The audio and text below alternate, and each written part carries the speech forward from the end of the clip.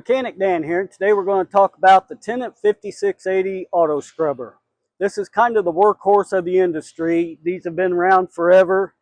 Anytime you're out at some shopping center or school or auditorium, they'll have 2 or 3 of these back there because these are really convenient and do a lot of work, polish a lot of floor really quickly. So let's get started on this rental. All right.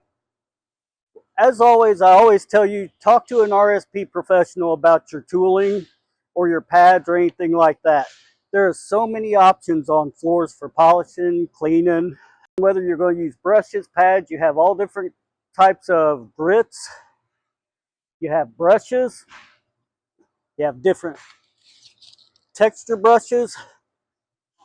So be sure to talk to one of our professionals and they'll get you set up with the pads you need. All right, let's get started. Okay, so you've rented the auto scrubber. You're about ready to get going. All right, you figured out what pads you want. You got your pads down there.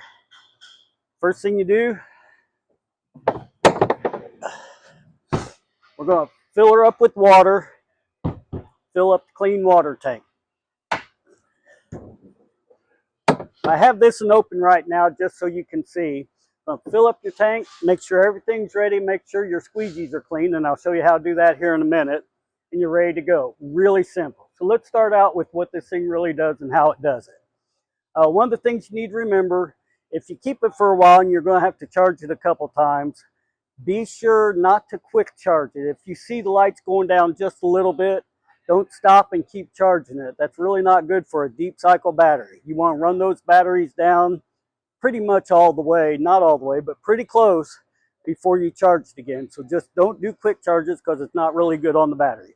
This is 36 volt system, 6 volt batteries. With these auto scrubbers, really the only problem is sometimes they get clogged. If you don't keep them clean, keep things out of the way, if you really have a lot of dirt, they kind of get clogged up in certain areas if you're not sweeping first, if you actually get a lot of dirt in there. So let me show you. You'll notice right off the bat, if you start leaving water, you'll know it's not sucking it up very good. Your vacuum's still good, but it's not drawing it up. You'll know it's your squeegee. Another thing, really easy to do. I took this squeegee assembly off of this one. This one's a 36 inch. They have 34 inch, 28 inch. But oftentimes, here in the squeegee, when you start seeing streaks on the floor and it's not looking perfectly clean, you've got something built up on your squeegees here. Really easy. Get you a hot water, soapy water, get a rag, and all you have to do is come through here, wipe these squeegees off, and you'll feel it. There'll be hard little chunks on there. Just get those off there. Get it real pliable, malleable again, and it'll squeeze up all you need.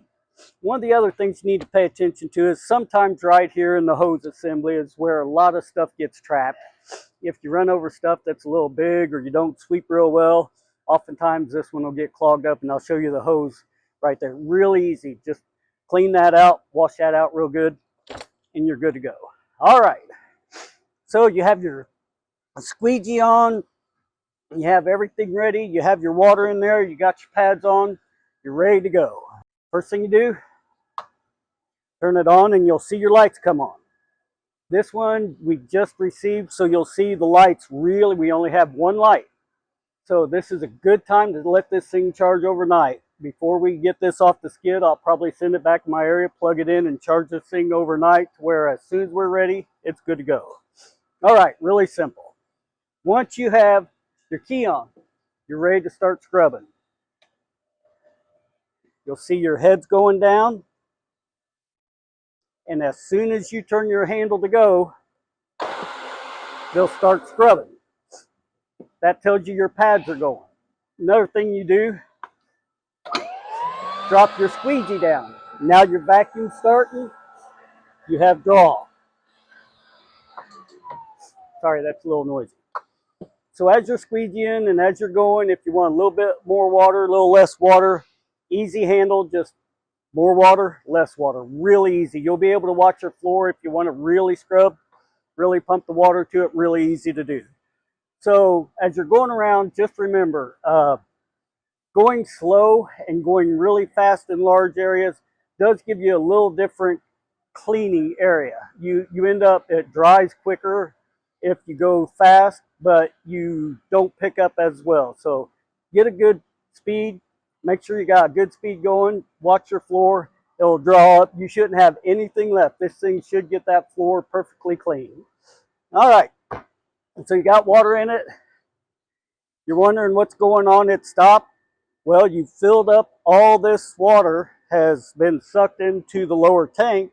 It will not overfill. What happens is there's a little flat valve in there, a float valve. As soon as the dirty water gets filled up, it'll stop the vacuum. You'll know right then something's going on. All you have to do is come back here, go to a good place to drain, pull your lid, drain that dirty water out. Other than that, keep it good and charged. Keep the squeegees clean. Keep your brushes as clean as you can. Pick the right polish grits you want. And this thing's good to go. Pretty much the workhorse of the industry. You can't really hurt them. They're bulletproof. So if you have any questions, give us a call here at Runyon Surface Prep.